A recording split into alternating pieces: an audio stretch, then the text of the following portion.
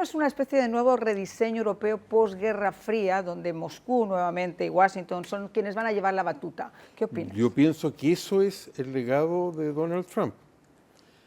Uno ve que le pasa lo siguiente, que le desagrada tanto a la gente, a alguna gente, como los medios que hablaban, que reaccionan con la emoción y no con la razón, con el estómago y no con el cerebro.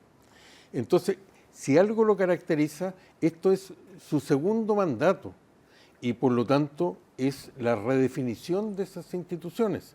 Estados Unidos creó esas instituciones, creó ese sistema y hoy día lo está modificando. Se ha modificado en lo económico. Nada con la caída de la Unión Soviética equivale a lo que él está haciendo desde el punto de vista de la renegociación de las reglas financieras que no fueron tocadas. Todo lo contrario, la parte de Europa del Este que quiso se incorporó a Europa y se incorporó a la OTAN.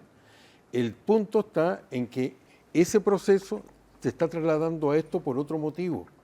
El hecho decisivo en el siglo XXI es la lucha entre China y Estados Unidos por esa competencia global. Estados Unidos no estaba en condiciones ni militares ni económicas para enfrentar el desafío chino.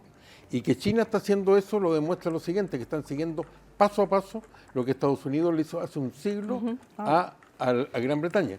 Entonces, en ese contexto, este es el cambio y por supuesto que vienen cambios que le cuesta a la gente acostumbrarse. Hay una reacción en torno a esto, pero la relevancia de Europa es cosa del pasado. De hecho, lo más probable es que India le reemplace al último que le queda a la Unión Europea, que es como factor económico. Le están apretando las clavijas también con el tema de los impuestos, para ver para los aranceles, para ver de qué forma también se la puede llevar. Ningún otro país puede hacer eso. Ajá. Vamos a ver qué es lo que dijo, vamos a escuchar qué fue lo que dijo Marco Rubio, precisamente en este fin de semana. When the Russians landed in Alaska, they were there to refuel. They had to offer to pay in cash to refuel their airplanes because they can't use our banking system. They face consequences every single day. But the bottom line is that has not altered the direction of this war. That doesn't mean those sanctions are inappropriate. It means it hasn't altered the outcome of it.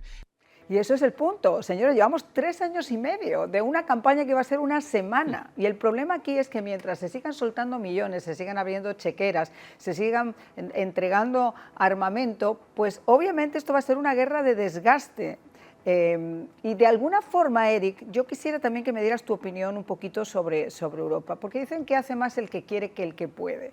A mí, pese a las críticas de algunos medios europeos que decían, el deal maker, Donald Trump ha salido sin nada, yo decía, pero ¿qué clase de periodismo es este? O sea, ¿a qué anormal, y con todo el respeto del mundo, se le puede ocurrir que entren solamente 2 actores como Trump o Putin y vayan a salir con un acuerdo de paz? O sea, sin ni siquiera estar Zelensky para poder firmarlo, pero es que la gente, de verdad, yo me impresionaba este fin de semana.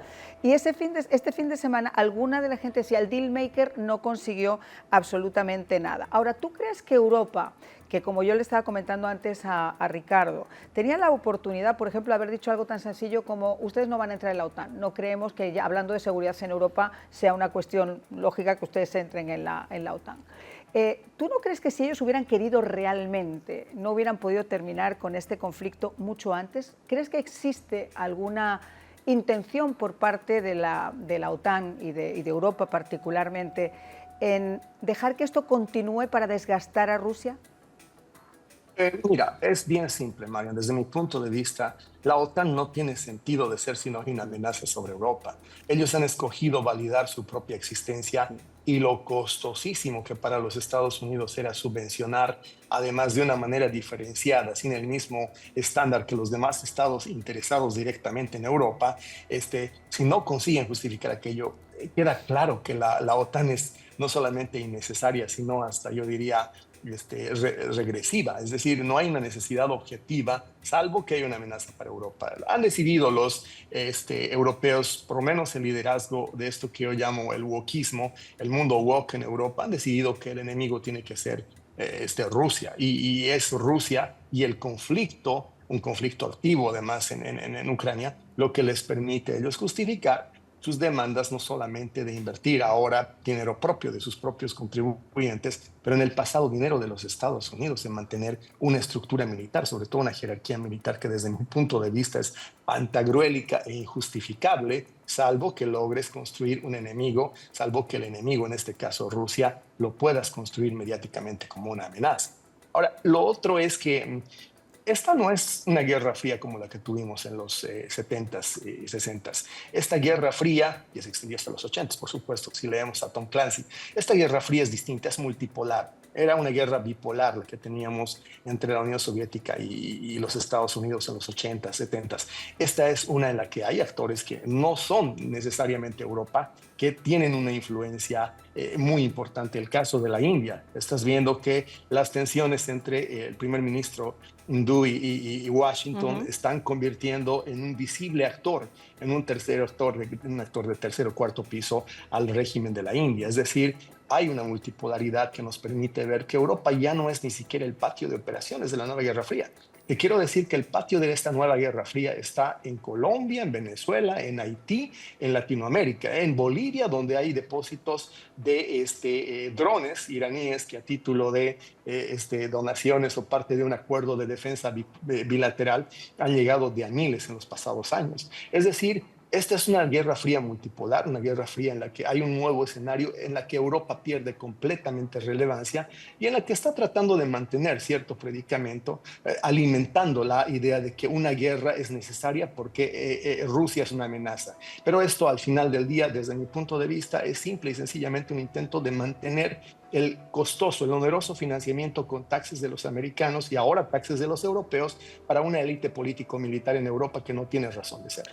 Hay mucha gente que dice, ¿cómo se puede garantizar ese cese del fuego total, esa paz total? Algunos dicen, bueno, pues que eso a lo mejor lo utiliza Putin para ganar tiempo y esto va a pasar como los acuerdos de Minsk, se va a firmar y después se va a romper completamente. ¿Qué ocurre si no se soluciona, por ejemplo, el tema de Crimea y del Donbass? ¿Tú crees que se podría conseguir ese acuerdo por una presión para firmarlo sin solucionar específicamente el tema de Crimea y del Donbass?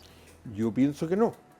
Por supuesto se pueden encontrar soluciones intermedias como la encontró Estados Unidos durante la Guerra Fría. Por ejemplo, Estados Unidos nunca hizo un reconocimiento de la ocupación que hiciera Stalin de los países bálticos. Funcionó como una situación de hecho, una de las tantas que se daban y se reconocían en su oportunidad.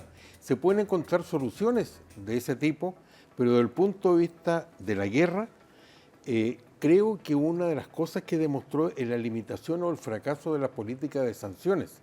Lo que fracasó con Rusia no consiguió ninguno de sus objetivos porque no pudo paralizar la campaña militar. Todo lo contrario, fue una reconversión de la economía hacia una especie de sovietización desde el punto de vista de la industria bélica y que hoy día produce más municiones que en la totalidad de los países de la OTAN. Yo concuerdo que la OTAN debió haber desaparecido junto con la Guerra Fría. Yo estoy de acuerdo con ustedes. Anda buscando un sentido de su supervivencia. Pero esto se está luchando en otras partes.